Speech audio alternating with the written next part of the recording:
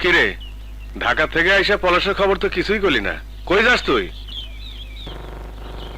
কিরে, তোর মন খারাপ কেন? পলাশ ভালো আছে তো? কিরে, কথা কস না কেন? পলাশ ভালো আছে তো? হ বাবা, তোমার পোলা ভালোই আছে। শহরে থেকে তার বিরাট উন্নতি হয়েছে। দেখতে হইব না পোলাটা কার? আরে আমার ওই সন্তানই তো আমার অহংকার। এই, পরে টাকাগুলো দিছিলি তো? কিরে, চুপ করে আসিস কেন? টাকাগুলো দিছিলি তো? হ, দিছি। শিমুলের মা, ব্যাপারটা কি? ওর কথা হইনা মনে হইতেছে ও আমার কাছে কিছু লুকাইতেছে।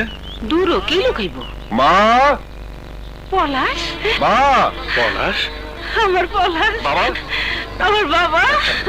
থাক থাক বাবা, থাক। থাক। কেমন আছিস বাবা? পলাশ, তুই হঠাৎ করে? বাবা, তোমার কাছে একটা জরুরি কাজে আইছি। জরুরি কাজ? হ্যাঁ বাবা। পলাশ, তুই অনেক দূর থেকে আইসস। আগে ঘরে গিয়ে বিশ্রাম ল, তারপর যা কনের কইস। আমি যাই তোর খাওয়ানোর ব্যবস্থা করি। হ, যাও, আয়। এমন কি কাম বাবা যার জন্য তোরা ঢাকা থেকে ছুটাইতে হইলো? টাকার জন্য। টাকা? কেন, শিমুল তোরে টাকা দেয় নাই? কি কইতেছ? শিমুল তো আমার কাছে যাই নাই। শিমুল তোর কাছে যায় নাই?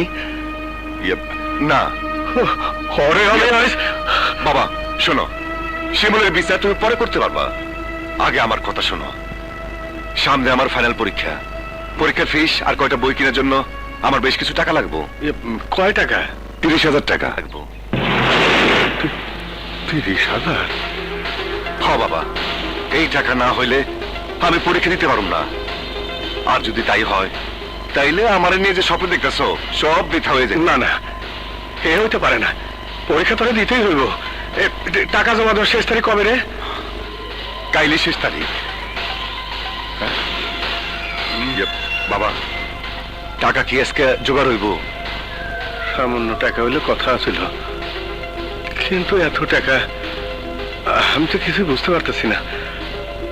জোরদারের সাথে কথা বলে দেখি। হ্যাঁ, আমি আর তোমারে কোনো টাকা দিতে পারুম না। উল্টা যা দিছো তা যদি আগামী 1 মাসের মধ্যে শোধ করতে না পারো, আমি তোমার ভিটা ছাড়া করুম। দেখেন, আমি আপনার ছোট লোকের বাচ্চা, তুই এখান থেকে যাবি না মায়ের খাবি? বাবা শওকত, তোমার বাবা যা দেখছে তা সত্যি হতে পারে না। আমার পোলা এমন না। ও, তাইলে তুই এমনি যাবি না? দেখ, যাওয়াইতাছি।